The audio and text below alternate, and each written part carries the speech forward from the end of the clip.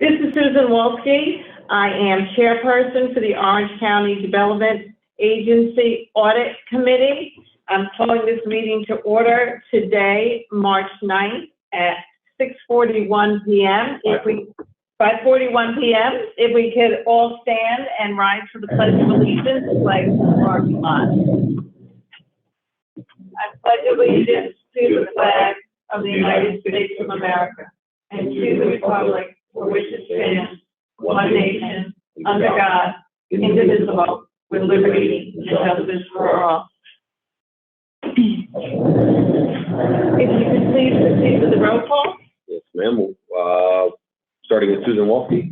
Present. Dean Danbury. Present. Mark Green. Present. James Bernaldi. Present.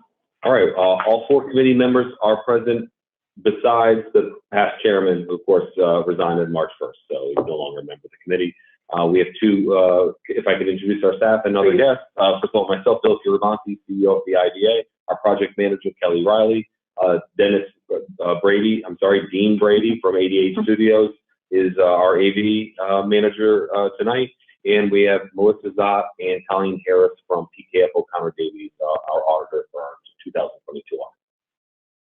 Excellent. Our first order of business is our 2022 annual financial audit review, and that is a presentation by our guest. So if you could please proceed. Sure, great.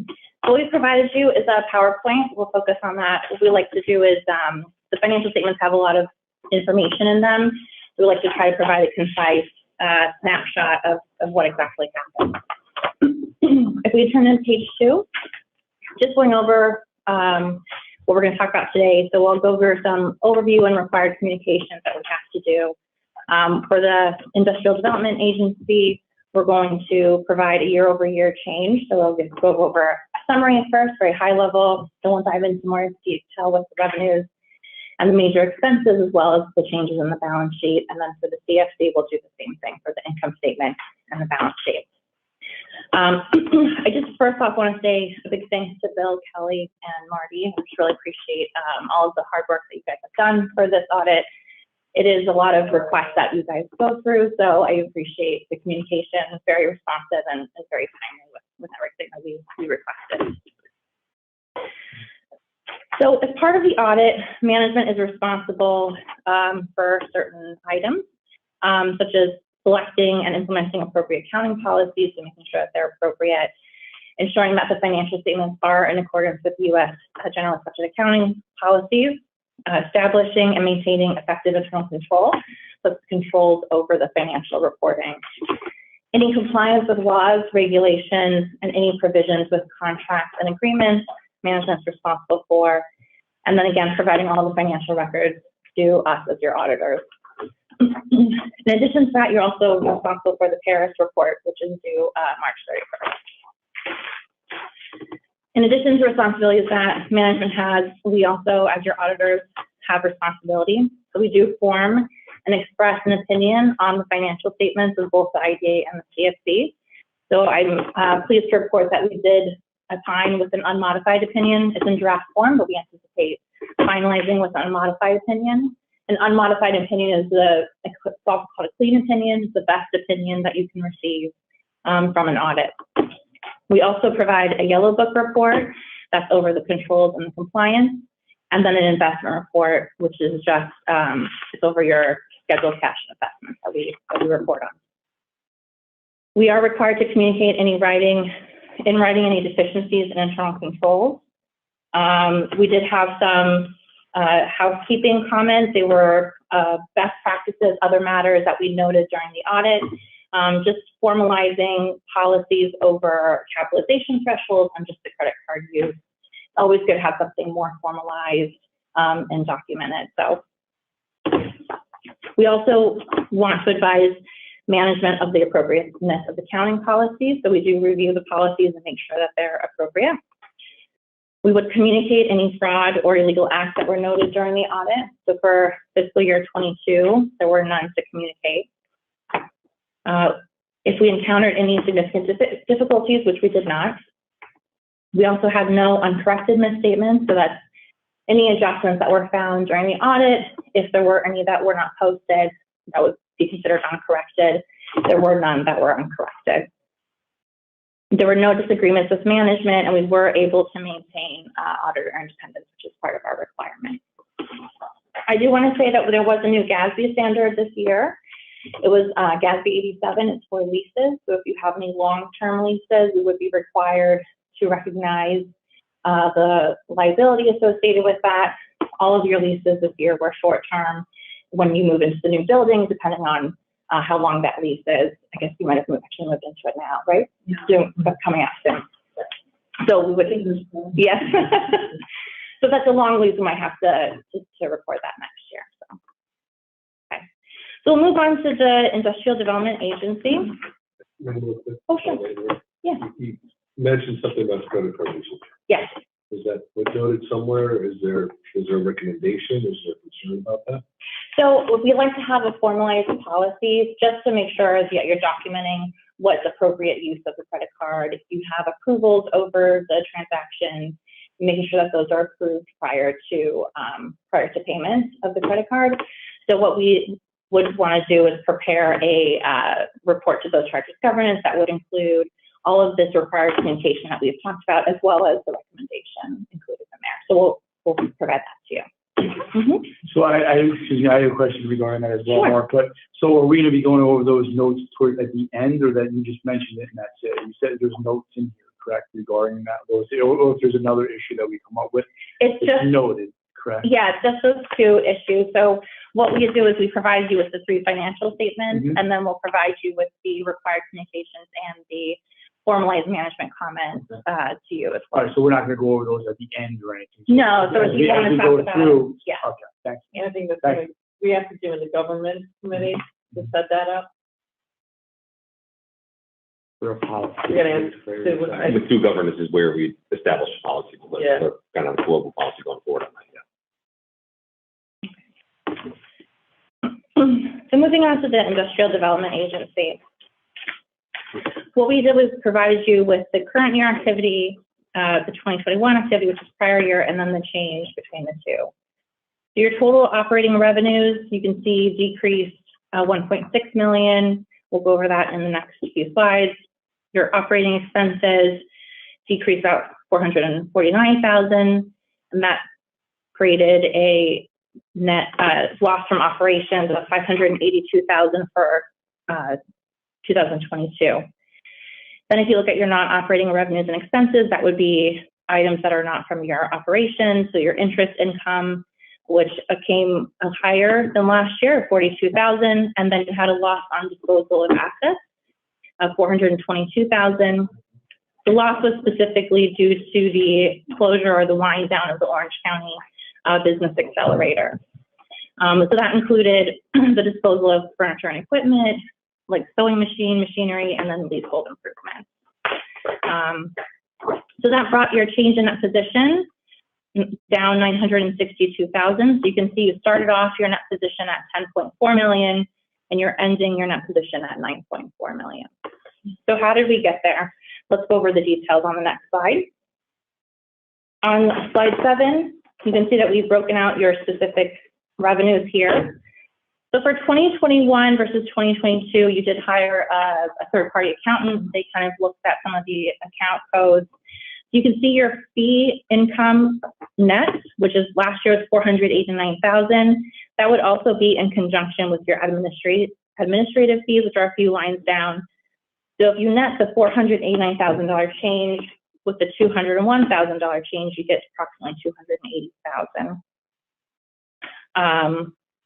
Then if you look at last year's was higher because of the IBM contract. There was a multi-year engagement contract with IBM, and your annual payments were basically under a sales tax exemption agreement.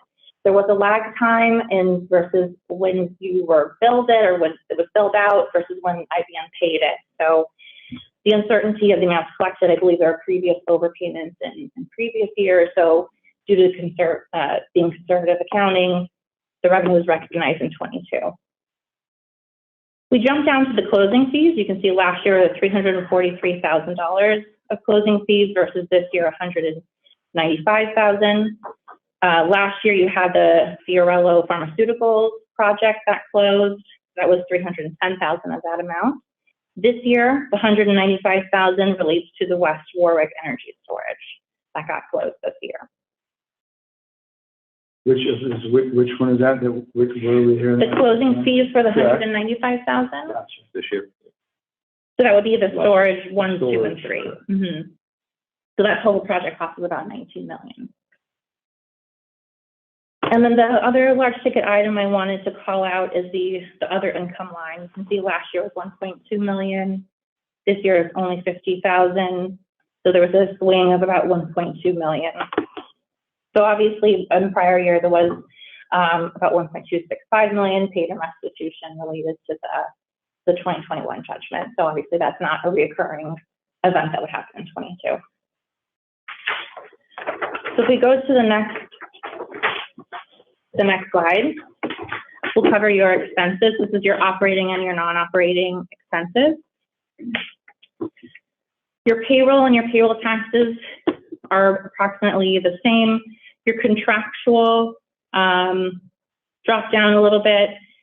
There were contributions made in the prior year to the Friends of the Orange County Youth Bureau Fund, as well as the Women's Enterprise Development Center, and those contributions were not made in 22. You can see a majority of the changes on the lines, management fees, advertising, professional fees, utilities, rent.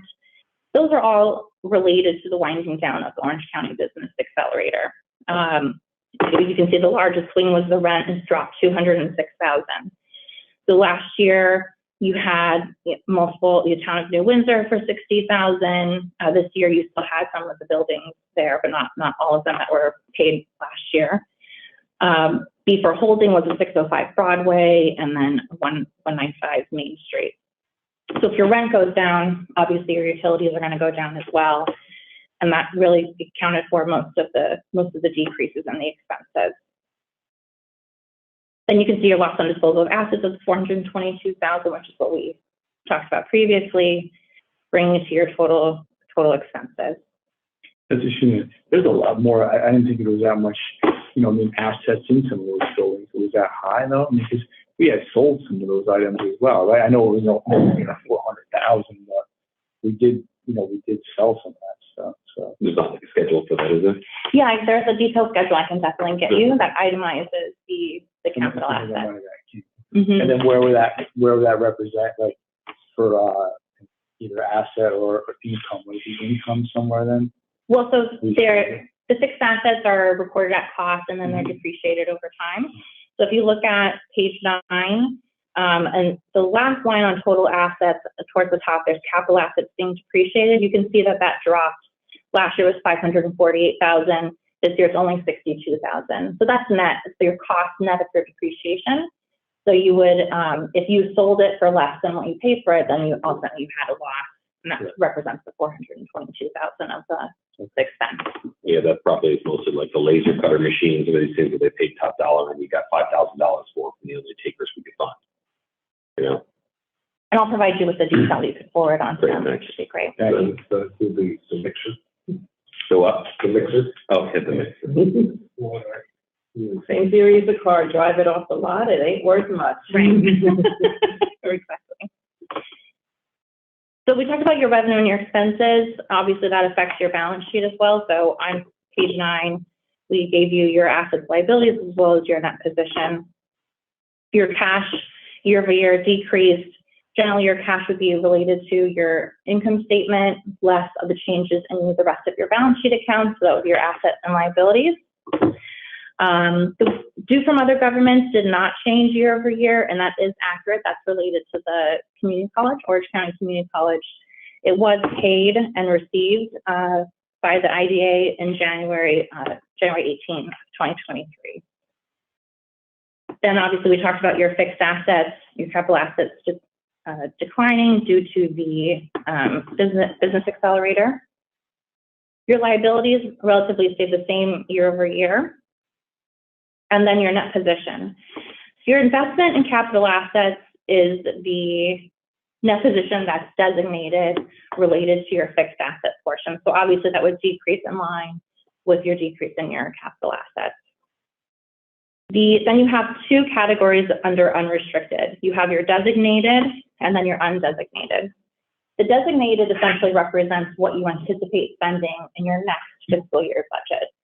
So if you looked at your 2023 budget, you would see that you have $225,000 earmarked for the shovel ready program. So that's what that represents. Then you have your $9 million as undesignated, which can be spent on industrial development agency purposes. So that's going to be your IDA activity. We will move on to the CFC unless anybody has any questions that they want to ask. I'm not familiar with what they're covering. What is that? Yeah, so there's a billing that has been historically, it's quite old, a couple of years. There's been a bill from Orange County Community College. I'm not sure if it was for services or it dates back 2019.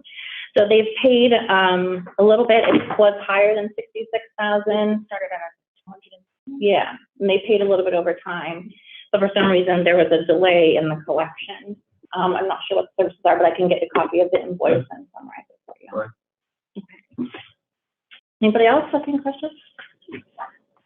No, actually, that is an interesting question. Mm-hmm. What are we dealing with? Yeah, well, what are they paying? I you know what I'm saying, I mean, that's a question I would ask, but I ask is just want to know. Must be some sort of agreement. One more time. The Orange County, why would Orange County Community College be? Paying us? Yeah. It's a payment on an older project is there one more year on it, Kelly? This is fully This paid. is it? Yeah. I'll get you the background. I've reported on it a year ago, but I'll get you the background on what they are. It was something we helped them with several Absolutely. years ago, and Yes. this is then just 100%. Exactly what it is. good enough. Okay.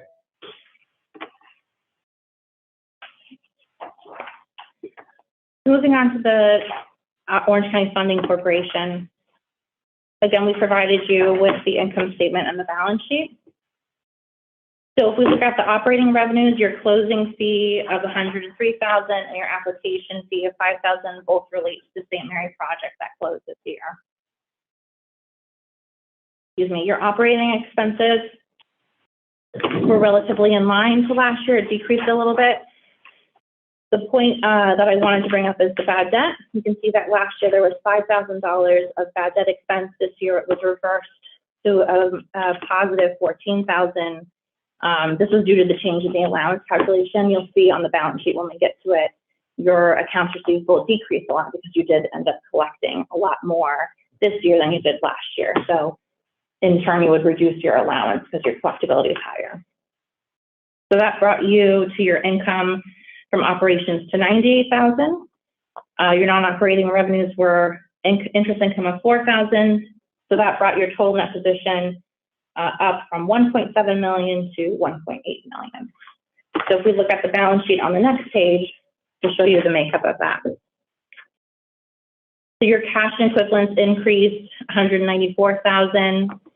If you look 2 lines down, your loan net of allowance, that's what I was talking about there. So last year, your net was $107,000, which your allowance was $75,000, offsetting your receivable of $185,000.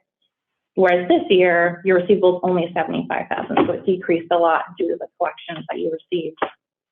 And then your allowance dropped $15,000. Then your liabilities relatively stayed the same. You can see same thing with your net position. Here we don't have an investment in capital assets because you don't have capital assets at the OCFC. You just have your designated and then your undesignated portion of your unrestricted. So your designated dropped from $1 million down to $2,400. Again, this is based on next year's budget. So if you look at the 2023 budget, you'll see that there's about $2,400 earmarked for project expenditures. Then that leaves you with your undesignated jumping up about $1 million from $730,000 to $1.8 million. In the prior year, 2021, it was designated was $1 million. We voted to use $1 million. That was for Heritage Trail, the Heritage Trail extension. Okay. after ARPA money and other federal funds came through, I think this leadership here was starting to reconsider it, and frankly, the county has come back requesting it again, I think because of those, condition changes. Okay. So I think we'll probably redesignate that. Exactly. Frankly, something I had been going through with the chairman, knowing that, just raising the possibility of some friction there and such. We were kind of going back and forth. They gave some monies, right? We never did. It was actually awarded. It was actually a bone of contention because the prior administration, if you ask me, they didn't want to give that money because they wanted that money going in their own pockets. Really, quite frankly, I'm not just throwing shots there. That's the truth. But so there was contention. They pushed back at first, and then the county legislature got involved and pushed back, and then they eventually relented, and they approved the granting of, to use that word while our attorney's not on, granting the $1 million to them, but it actually never was fully authorized.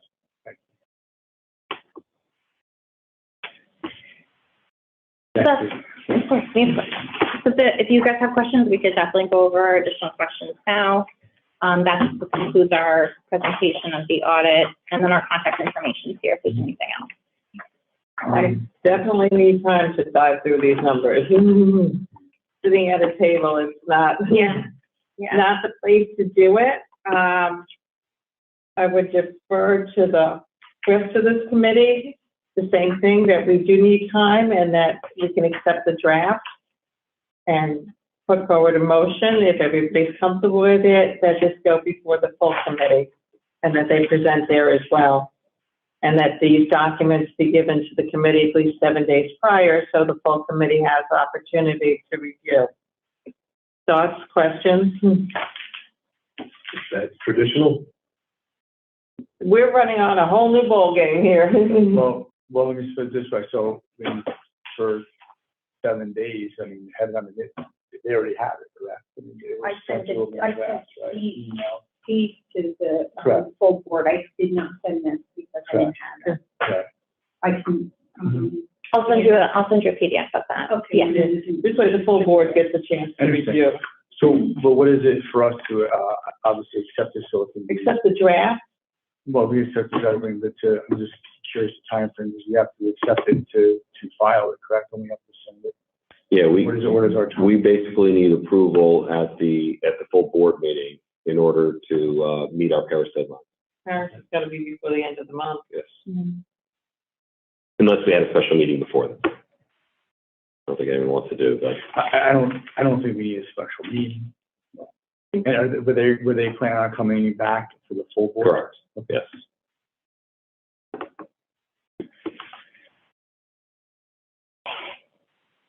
Back to accepting this, I guess. Yeah, so I'm going to put a motion out there that we accept the draft of the financial audit that was presented tonight, subject to the approval of the full board. I'm going to ask for discussion. We, a motion and second first. Then we can- Okay, so I'll put the motion out there. Can I have a second? Second. Okay, any discussion? Discussion? I agree. All those in favor then? Do we need a roll call? No. All those in favor? Aye. Aye. Any opposed or abstentions? Okay, motion Okay. carries. Thank you, ladies. Thank you. And Melissa and Colin, you'll both be back next Wednesday? Yeah. This team will have? Yes. Terrific. Okay, great. We'll speak in between. Okay, great. Sure, okay. Thanks so much. Thank you so much. I appreciate your time. Of course, being ahead of schedule is nothing I ever plan on. So here we are. Kelly, I'm on the phone here to connect this meeting. Do you think you could try and get George Thompson to see if he's available? I did text him, but I'm on. maybe his. Oh, George, there you are. I didn't see you on the Zoom. Excellent. Thank you, sir. Yep. Thanks for today. All right, great. Terrific. Anything else on the audit before? No, the audit, we're done. We're moving on to now our next agenda item, which is Warwick West Energy Storage 1, 2, and 3 exception request. It's my understanding that they are seeking an exemption from the local labor law policy for a portion of the unit, not all the construction. And we do have an organization, Land Associates, that is responsible for our monitoring, labor monitoring. So we're going to let them speak, and then we will take it from there. Terrific, thanks. If I could just introduce George. George Thompson is with us from Land. Of course, Land is one of the two local firms that we hired last year to going forward for projects going forward to do local labor monitoring. George has done, George is very experienced, has been very helpful through this. He's done a lot of on-site construction administration, which is really what the nature of this work is. To remind you, our local labor policy, just some basics on it to remind the public and those of you, the members that are here tonight.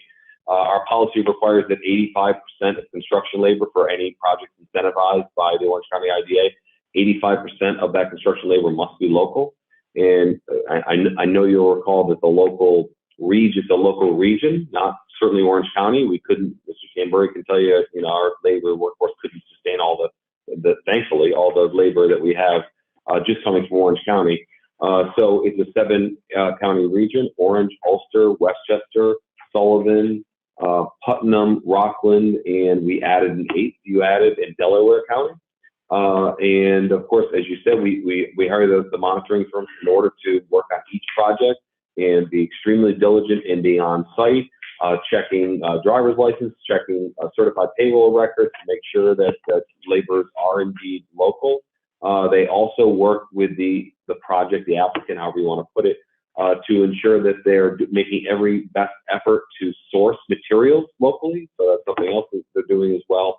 But there is a waiver process that, of course, is in place as part of our local labor policy, which allows that under certain conditions, there's kind of two pieces to it. Whether there's a cost differential that's greater than 20%, that does allow them to go outside of the local region for labor and materials.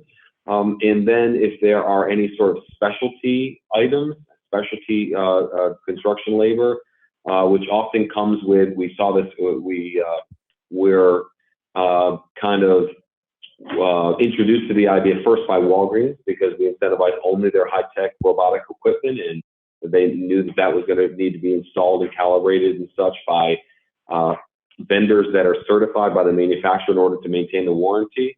And I use that example because that's very similar to what's happening here tonight. West Warwick 123, that is, of course, the renewable energy, the battery storage project. And 2 of them are on Warwick's school district property in the town of Warwick. And the 3rd project is in the village of Warwick on Church Street. They're pretty much identical projects.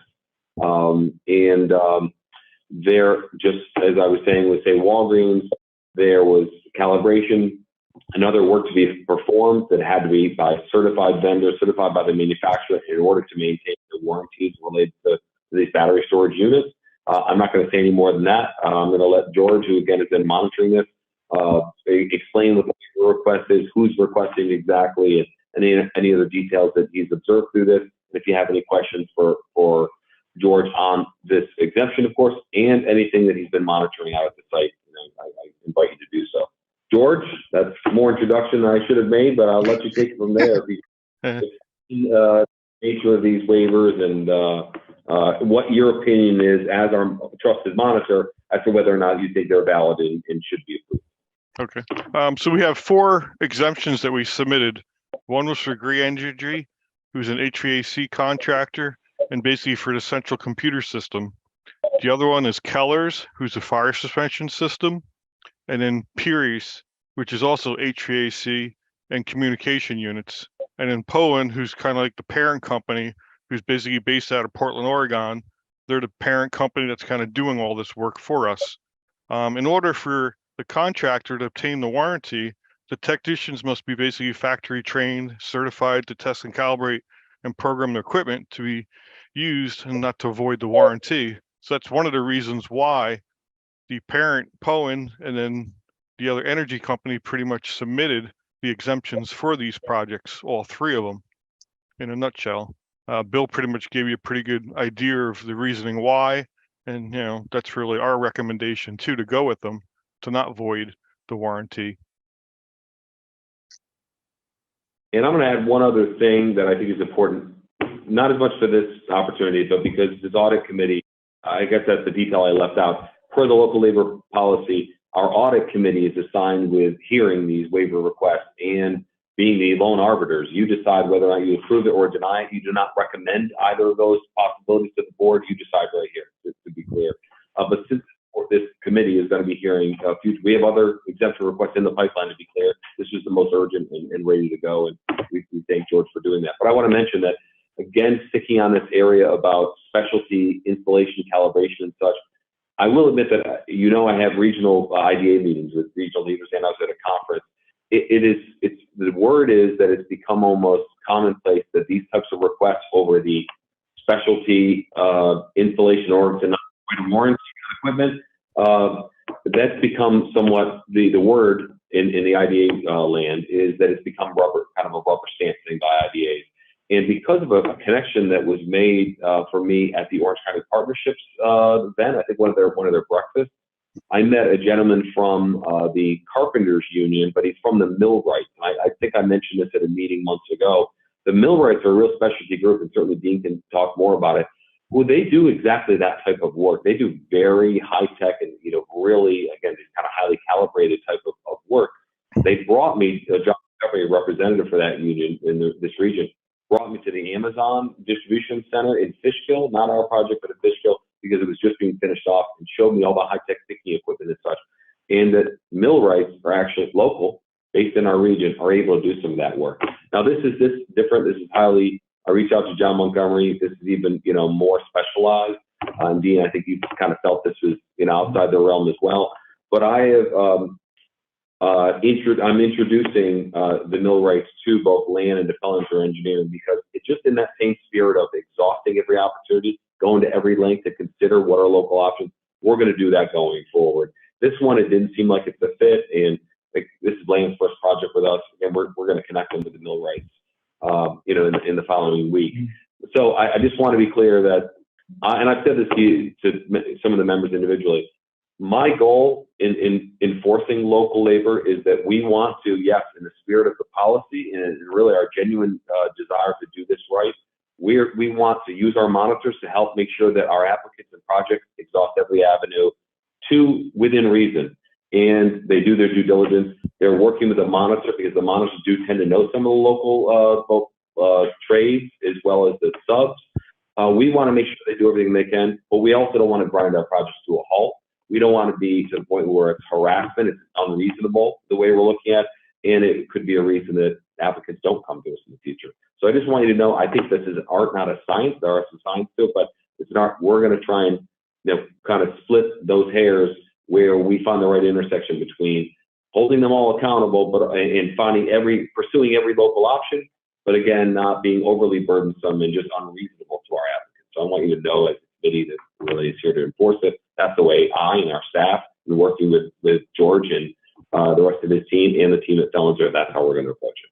So that's my piece. That's my piece. Right. That's fine. So my first thing, George, is that I would like to, and we spoke about this as one of the first projects that we're getting going here with land, et cetera. So I understand, but how do we stay in front of this? In other words, in the very beginning, so like Bill said, so we don't slow the project down, but we do our due diligence and say, hey, listen, this is what they're looking for. So I'm assuming this work has already been completed, or they're looking for a contractor to do it now. They do have a contractor. For instance, say Site 1, basically that's been completed, and they're basically in the testing phases right now. So for Site 2, for instance, they just received the rest of the shipment of the batteries, and they got to do all their hookups, and then they'll do their testing. So like that site hasn't been completed yet at all. And then Site 3 is going to be done shortly, probably another week or 2 weeks down the road. So right now, the only site that kind of has them on the site and has completed some of the work for the testing would be Site 1. In the future, So- I think we do have to get some sort of questionnaire to the contractor, like you said, in regards to, are they going to be using outside to get exemptions? You know, so I Right. think Why? actually And somebody why- just from the other company just actually did log on. We had asked them to And then come he on. lost. Derek is Yeah, actually that's- here, and I think Mario is with them also, or is he one of yours? Yeah, Mario's with us. Okay, So coming online will be the POWN, and then additionally Evan, our project manager. Evan's coming on right now, so you got 3 more players from the other side. Thanks for joining us. We appreciate that. Of course, Evan Kaplan with Convergent, project manager. Okay. So how do we exhaust, or how do we know that we don't have a local contractor that can do this work, or local people that can do the work, or maybe local people who just work for the contractor? I mean, we've had that as well. An outside contractor may hire local people, though. You know, they Local subs. subs are even employees at that point. I mean, and how do we stay ahead of it? Like George, you guys said, it appears he might be in and out. It didn't sound like he had a great signal anyway. But so George, so you're thinking maybe we should put together some sort of questionnaire or anything for the contractor ahead of time? Yes. And then how do we get that out to local contractors? How do we notify local contractors? I'm sure you have lists of local contractors that you deal with. It would come up with the best contractor list that we can possibly do. Maybe we even advertise it, Bill, that we, any type of construction we put out there, so whoever wants to look at some of this stuff, they can. I think And we again- spoke about that, of Yeah. creating almost like a data bank of contracting corporations and what their specialties are. Because if we're lacking, obviously right now, anything that has to go with calibration or robotics is very highly specialized due to the cost, I believe, of the equipment itself. They're very strict on, you have to use people that are certified by them. But they do, local people do that. I understand, that's what I'm saying, we need to create that database of those individuals or those unions or those corporations that can do that, so we're not in this situation again. Correct. And this is a small, what is the value of that over the entire project? Is it a smaller amount, or is it, if Of this component, of Yes, these waiver requests? George, can you answer that? Like dollar amount, I could not. But I mean, this is really the Okay. final step to close out the project with the certified, technicians that have been gone through the factory training, George, if I could speak anecdotally, and I want you to correct me if I'm wrong, but my understanding of the project and in talking with you and Justin, through this, the majority of the construction labor on this was local, that it was really 2 local electrical contractors that did Correct. by far the bulk of That's the work. correct. All local, Correct. right? Yep, State electric, I that's think, was one. there was substantial concrete as well. I mean, there was the pads that they were on, I believe, that were Which was local. correct. Excavation and the concrete pads was all local, and rebar. Re-clearing was local. But I And, mean, you know how much that was, these contractors, and you've been out to the site and such. By far, the majority of this work was 100% local. So if site 1 and 2 are kind of underway, maybe there's something that we can talk to them about the 3rd site and see if they can do something or not, or I don't know. I mean, And Evan Kaplan was just messaging all crane operations for local as well. So mhm. again, I'm going to follow through and make sure that we actually get an in-person meeting with John Montgomery. And if there's anyone beyond the millwright stuff. I'm not sure if it's John or if it would be the sheet metal workers for HVAC and that. Oh, on that piece, yes. On that Okay, piece. yes. Okay. So, I mean, our policy is 85% must be local. Correct.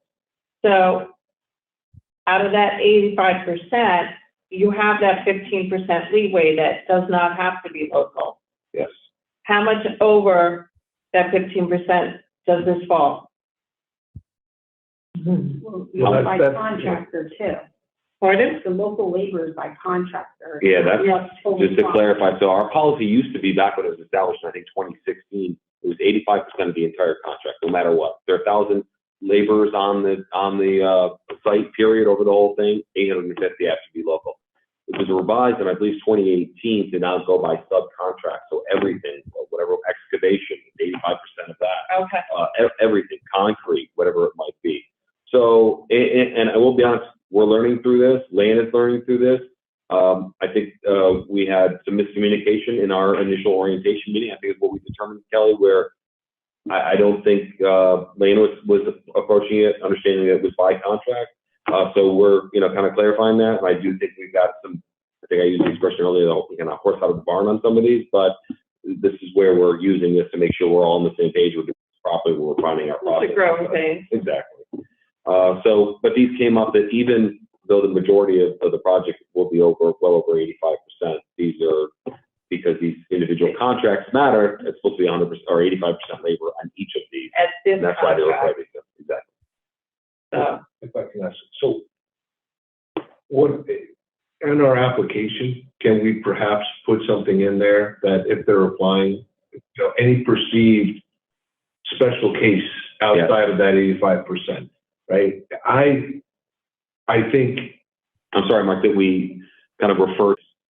I have a, kind of an issue with forcing a high-tech company to say, no, you have to use local to do calibration on robotics or a chip maker or whatever the case may be. If we're trying to attract those businesses, I don't think that it's necessarily optimal to force somebody into that. Now, with all that said, that's what I'm trying to say is if they're applying to us for this, I would like at least one or two questions to say, do you envision any reason why you would need a variance from this 85%, right? Well, construction-wise, no. This, no. When we get to this, yeah, we might need to, this is something where there's only a few people in the country that specialize in it. So that might not, and then we can at least understand going in that there's an expectation they're going to need some further stuff. Like when you're saying now, out of the three things, like the HVAC, we got HVAC, right? I have to imagine we have HVAC. I would think we have HVAC now, some sort of calibration, maybe not. Well, that I'm not gonna, if someone's investing millions of dollars, I'm not gonna tell them they gotta use local and blow up their Right. But of course, that's what my point is. We're going to explore these other routes, but ask these same questions: can it be done and not void the warranty? Is it something that's suitable and would get the blessing of the manufacturer? Of course, all those types of things we're doing. And I couldn't, again, I can't agree with you more with what you're doing. The other thing I want to make to you real quick is that it's in our application, the whole local labor policy. So in all these details, so it is in there. However, I don't think that's enough because. So we do it, like legally we're covered. However, I noticed when I first came in that a lot is lost in translation between person, John Brown, who comes pleased for incentives. They're awarded, they're willing to sign on to local labor policy, whatever else is required, reporting, insurance, all of that. But then a GC gets hired who may not know anything about that. And then all of a sudden land comes on site and they're asking for this and that. And although it should have been mentioned, sometimes it's lost in translation. So that's why I actually accompanied George and his partner in this project, Justin, on site at Warwick. Now, that we hired new monitors, we're getting them on board. There was a little lapse where this project got moving before these guys were, so they're doing some of this after the fact. But we went on site in order to say just what I said. I know you didn't apply for the benefits, but so-and-so did. You have to execute it and we have to enforce it. So it's not Georgia's fault, it's no one's fault, and let's talk about it. So we did that, which was helpful. Obviously didn't solve everything. And we're doing it with Royal Wine, I think in even greater detail, because we're learning from this one. With Royal Wine, we've had multiple conference calls. I had one last week when I was at the conference where we're exploring what can you do local. We're trying to give some local bidders a second bite once we know where the price differential. We're trying to work all that, but work with them and not exhaust them, not drive them away, not frustrate them. I think we're handling that quite well. We've agreed on everything, or at least the monitor hasn't what they've posed versus the applicant, but I'm proud of the process. It's the kind of communication we have and collaborating to make it work, which I think is what you're describing. That's how we're trying to play it out. No doubt. But again, at the end of the day, we're all putting our our word on that, we're bringing local labor to this. And so I take variance, any kind of variance to that very serious, because I feel like Absolutely, have that's to. local We dollars have that are being lost. This is what it's all about. And So, if we stay up on it, like Bill has done in other projects, like we knew the Walgreen may have blah, blah. So we brought contractors in to say, well, let me show you what we've done. And they specifically showed that they've done that type of work. And so we can do similar going forward, but we need to know ahead of time. Yes. So there is no, we don't want to slow the construction. We don't want to slow, so there should be a smooth transition for them to be able to do that work. So whether, I believe, again, back to what George said, that there should be some sort of form to fill out what they're looking for, and well in advance. There should be something where they don't break ground without our monitors first having a meeting with them to go over these things, and to go to this this committee if there is anything prior to starting. Well, and I think, for our next audit meeting, when we don't have something on the table, that's something that we can have a very aggressive discussion about and come up with a game plan. Yeah, I And then would let ask our government- monitors, our monitors land to come up with what they think would be a good questionnaire going forward, and we'd have to make sure the GCs know that ahead of time. Right, we have to have I think, we approve a project, and like you said, they hire a GC. I think that GC has to be required to get in touch with our monitors to make sure that. well, that's my question to the gentleman. I apologize, Mr. Lamb. To George, yeah. George. And this is not pointing fingers. This is not, I'm just trying to get information. Did you have a conversation with the GC before they started work? Was there that kind of as far as any, getting feedback from them as far as what they thought they were going to need going forward? No, we did not, because the project started, it was either August or September, and we were brought on in the last 2 weeks of October. So they had already started and did all the site work, concrete work, rebar work, and now we're following up by all the certified payrolls that they have provided us. No, fair enough. I mean, so that is evidence of a breakdown, right? Which is something that we need to try to address going forward. Right. Which is not letting that happen one more time. that, and I also will push back a little bit. I think we need to, at another meeting, but address the 85% in the sense that I believe very strongly in the 85%.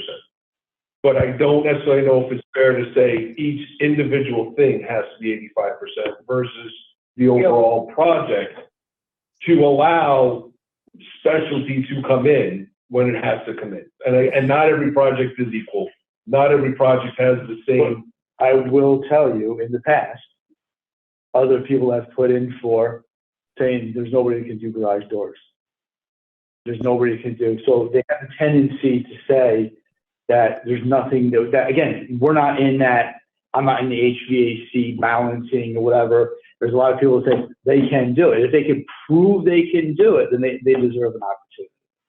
So I don't want to say that, I'm not saying there's some robotics, whatever, that there's no warranty, but we've had situations where they said there wasn't. It was like, I just didn't. We need to check some balance. No, look, that's unacceptable. I'm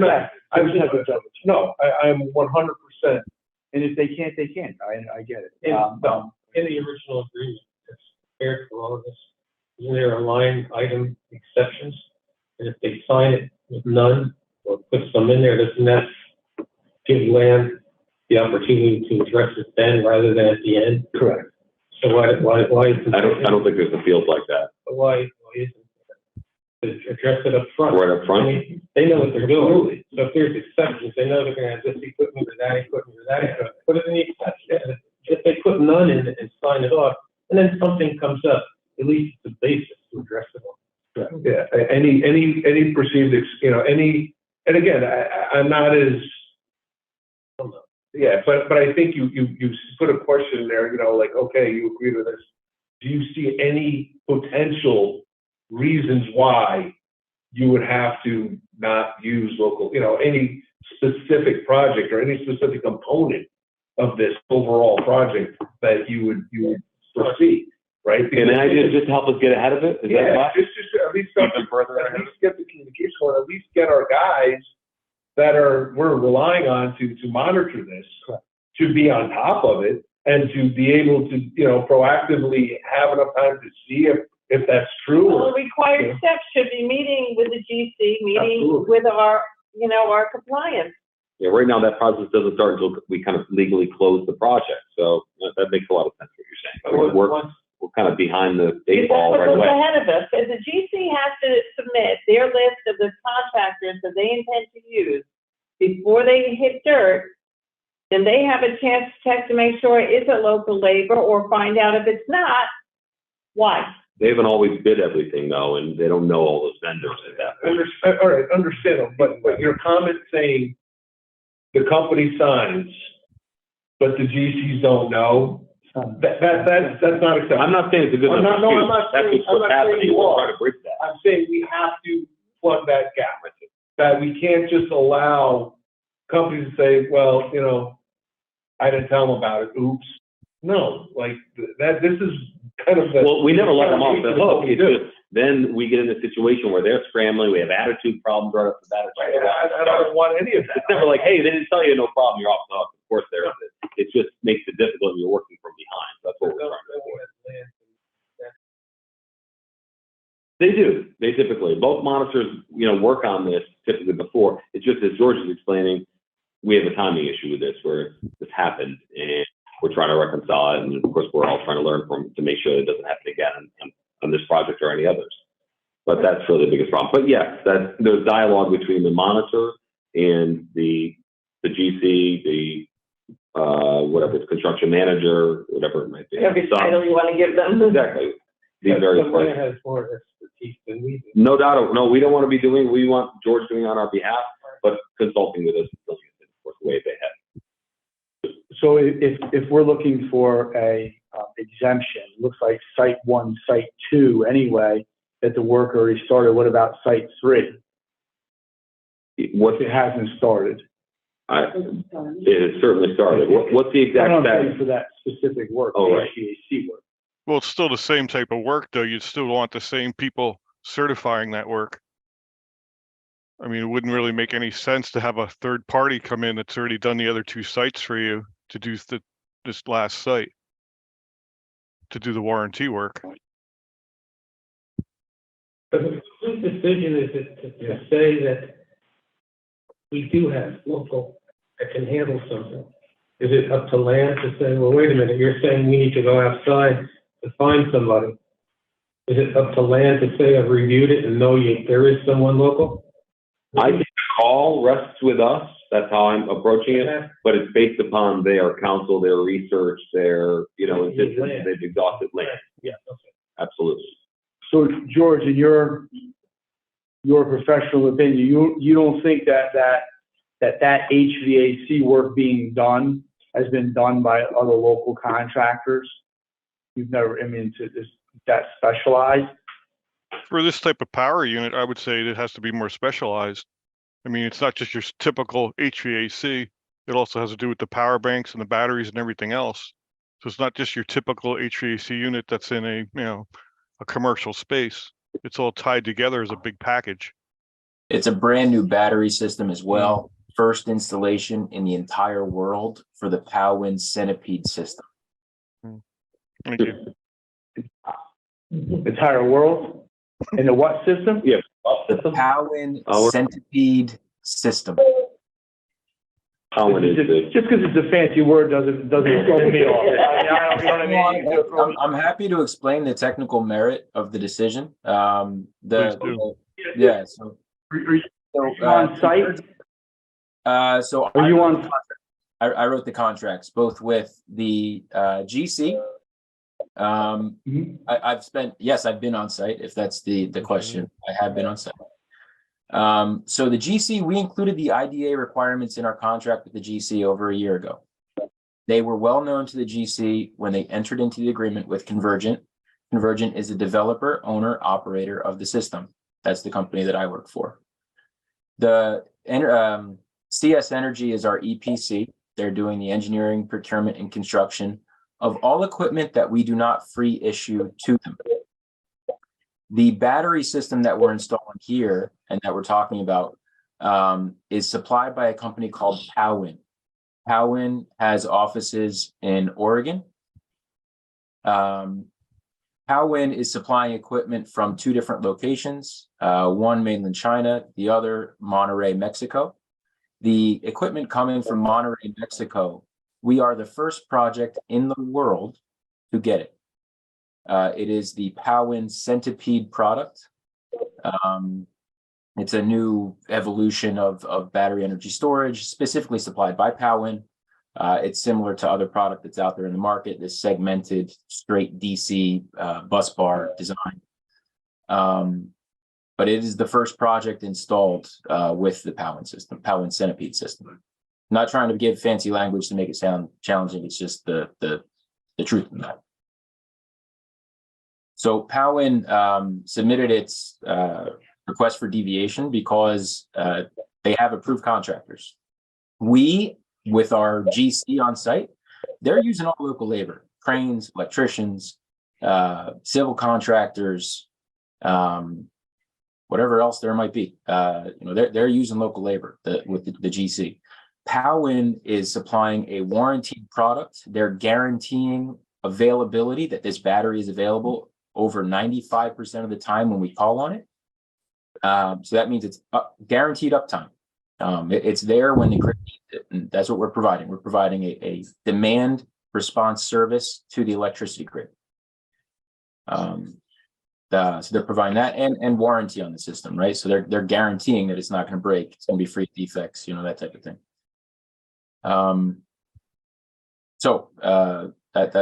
That's the story of why Powin chose that they're giving that warranty. It's why they have approved subcontractors. We have Ruben Goldstein from Powin on the phone.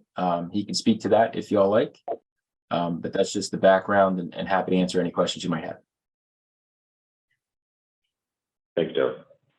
So Derek, this HVAC system is obviously intricate to keep the battery system going, correct, with the guarantee. So in the HVAC system works off of the battery itself for its own power.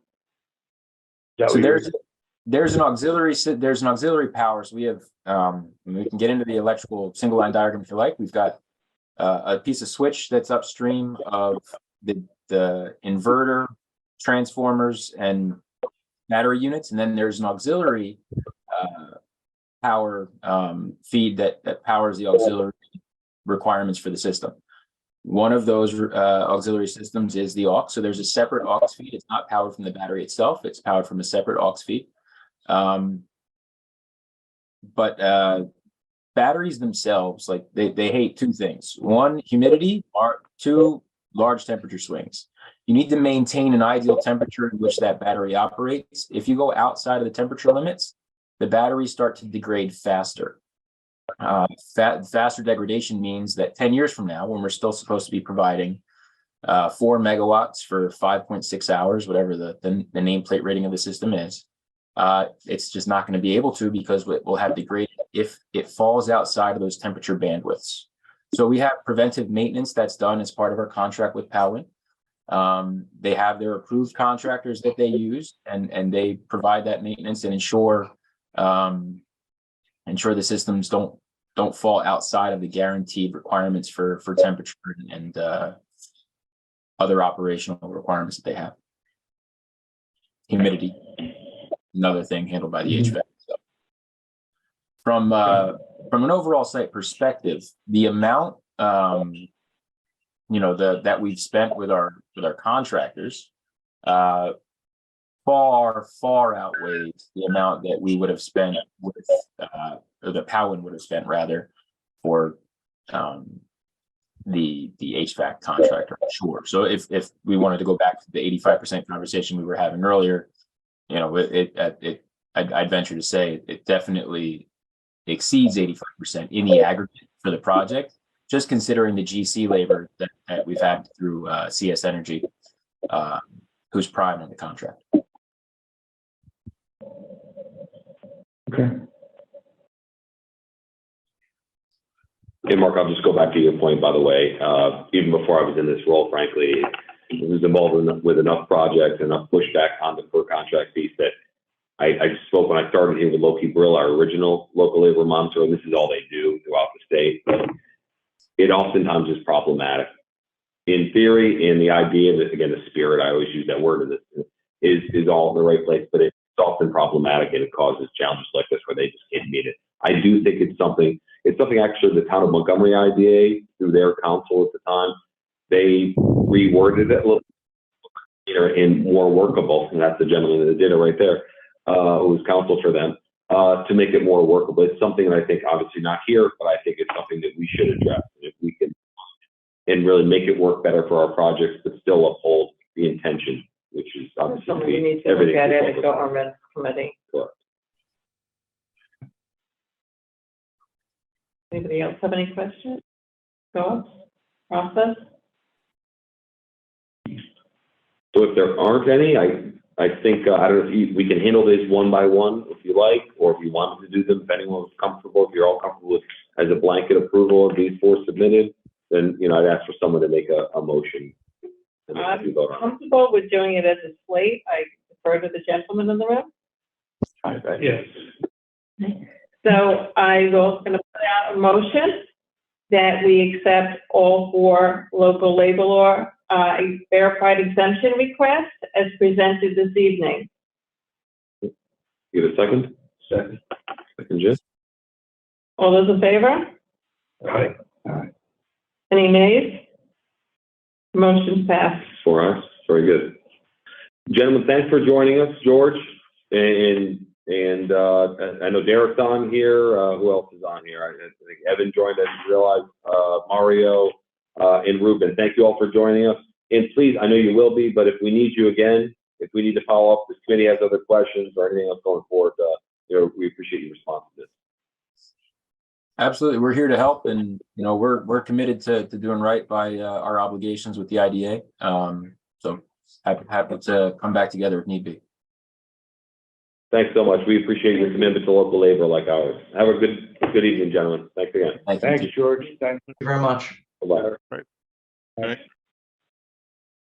you.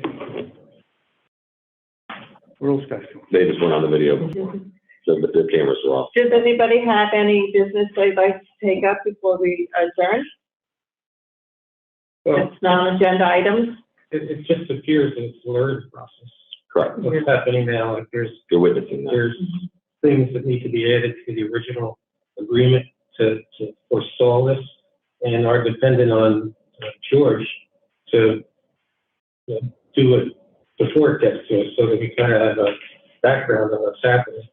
I mean, you don't want to alienate anybody coming in. Say, oh, look what they did to us. Like they could say to the next guy in, oh, they're really tough. Absolutely. You don't want that. You want it to flow. I just want to say that, listen, it kills me to vote for that, but I understand the circumstance. I know it has to be realistic, and I know that it wasn't intended to sneak around it or whatever.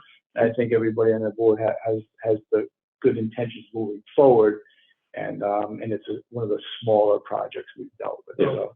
But my initial, The small first time component I've of the been smaller on project. this is part of it, but my initial take on it is, who's there that has the expertise to say, no, John Jones from Hoodunk, Ulster County can do that, or in other words, who's out there, like Land is representing us, but does he have the wherewithal to say, I have a list of 10 million local suppliers, and when they say that we can only use that one, does he know that there is no one there that can qualify to their qualifications? I think that's really a stretch, because there are so many people around, so many businesses around today that do very complicated niche things. I mean, is he out there that he knows to look for that? I don't know if he is, but I think we'd all be very surprised on exactly what you just said, Jim, that there's contractors and people doing things from here, whether they're doing things in New York City or in other areas that are very detailed to a lot of this stuff. Right. Just like so, but again, it was a great example the last time. It says, oh, listen, there's a warranty, or I'll show you one. And you did the whole thing. We just did this one. You know, it's the same process. Exactly. You know, so they're qualified. But how do we do that?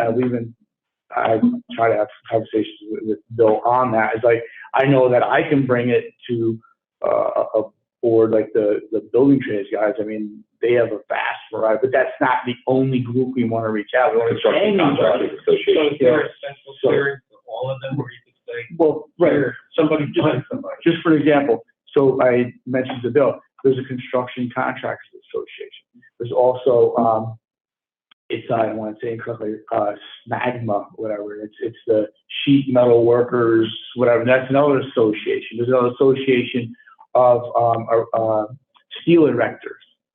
So there's several associations that they can, right, that they can reach out. Well, no, they're not unions. They're contractor associations.